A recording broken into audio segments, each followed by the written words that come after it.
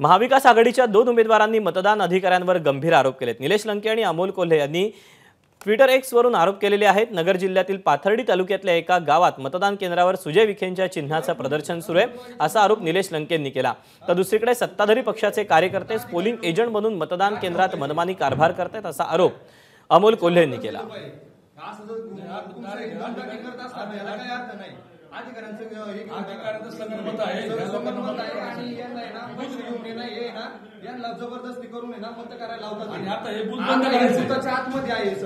शिरूर आणि नगरमध्ये असं काहीसे मनमानी कारभार होत असल्याचे आरोप केले जात आहेत।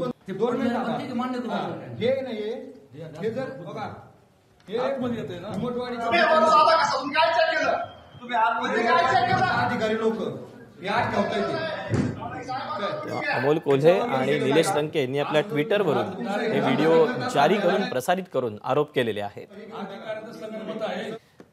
दरम्यान या पार्श्वभूमीवर डॉक्टर अमोल कोल्हे काय म्हणतात आपण पाहूया।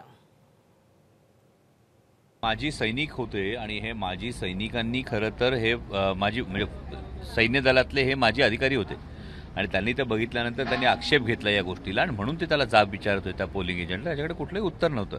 याची रीतसर तक्रार आम्ही निवडणूक निर्णय अधिकाऱ्यांकडे आणि निवडणूक आयोगाकडे दोन्हीकडे याची रीतसर तक्रारसुद्धा नोंदवलेली आहे। पण अशा पद्धतीनं आचारसंहिता ही केवळ विरोधातल्या उमेदवारांसाठी असते का? कारण आज दुसरा एक फोटोसुद्धा मी ट्विट केला ज्यामध्ये विरोधी उमेदवारांच्या स्लिपा या वाटल्या जात आहेत। जर अशा पद्धतीने आचारसंहिता धाब्यावर बसवायची असेल तर मग आपण हा आचारसंहितेचा हा एवढा बडगा आणि या सगळ्या गोष्टी जे करतो आहोत याला काही अर्थच उरणार नाही ना। एबीपी माझा, उघडा डोळे बघा नीट।